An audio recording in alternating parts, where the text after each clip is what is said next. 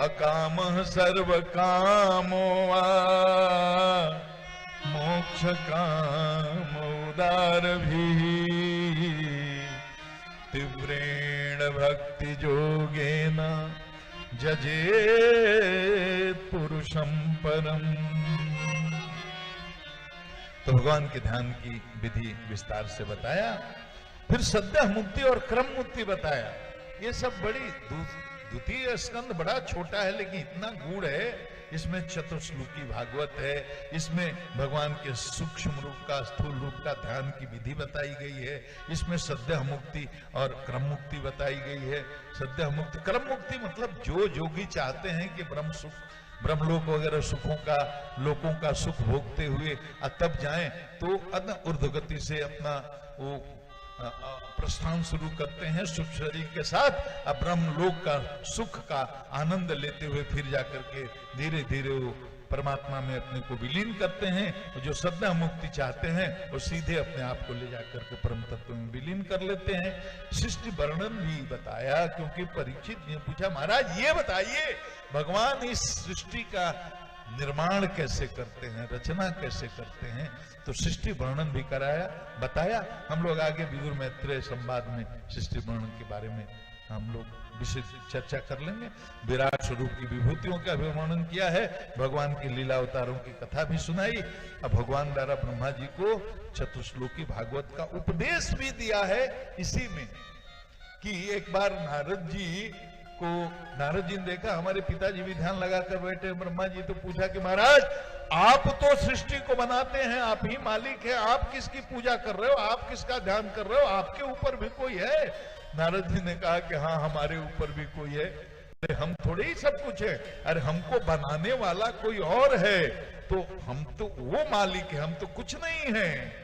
तो ये बताया महाराज। फिर चतुश्लोकी भागवत का उपदेश नारायण ने ब्रह्मा जी को दिया। अहमेवास्मेवाग्रे नान्यजत सत्परम पश्चादहम जदितच्च जो वशिष्येत सोऽस्म्यहम्। भगवान ने कहा हम जब थे तो कुछ भी नहीं था और हमने ही इस सृष्टि को बनाया। महाराज जब आप ही थे कुछ था ही नहीं, तो इतना विश्व प्रपंच तैयार कैसे हो गया? कोई साधन तो होगा। बनाया आपने ये समझ में आया, लेकिन किस साधन से बनाया? बोले नहीं कुछ भी नहीं, खुद ही बना खुद ही बनाया। मतलब मैं उपादान कारण भी हूं और निमित्त कारण भी है। देखो मिट्टी से घड़ा बनता है, तो मिट्टी से घड़ा जब बना तो मिट्टी को कहेंगे उपादान कारण जिससे घड़ा बना है, और घड़ा बनाने वाला जो कुंभकार है जिसने घड़ा बनाया मिट्टी से, उसको कहेंगे निमित्त कारण। तो मिट्टी है, घड़ा है, तो एक बनाने वाला भी चाहिए, निमित्त कारण।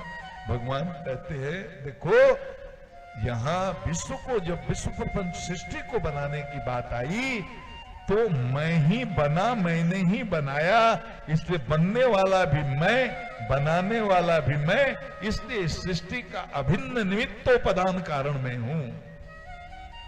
देखो विशिष्टाद्वैत अद्वैत की बात जब करते हैं, अद्वैत तो है भाई, मान लो कि मिट्टी तो मिट्टी है, ये शरीर भी मिट्टी, सब कुछ मिट्टी, हम भी मर जाएंगे तो मिट्टी, सब मिट्टी है। लेकिन विशिष्टाद्वैत मान लो मिट्टी का चूहा, मिट्टी का गणेश जी, मिट्टी का हाथी बना दो, तत्वतः तो सब मिट्टी है। यही तो अद्वैत है, सबके अंदर एक तत्व देखना, सब मिट्टी ही है। लेकिन जब तक मिट्टी चूहे के शक्ल में है तब तक चूहा है, हाथी के शक्ल में है तो हाथी है। अब हम सब जीव हैं, हम सब परमात्मा के अंश हैं, तो हम सब एक हैं, अद्वैत ही है, सब आत्मा है। लेकिन व्यवहार में, जगत में कोई भाई है, कोई माँ है, कोई पत्नी है, अनिल चचा, तो सब में संबंध का निर्वाह भी करना है, तो सब अलग अलग हैं, तत्वतः एक हैं फिर भी अलग अलग हैं। तो द्वितीय स्कंध है बहुत छोटा लेकिन बहुत गूढ़ है।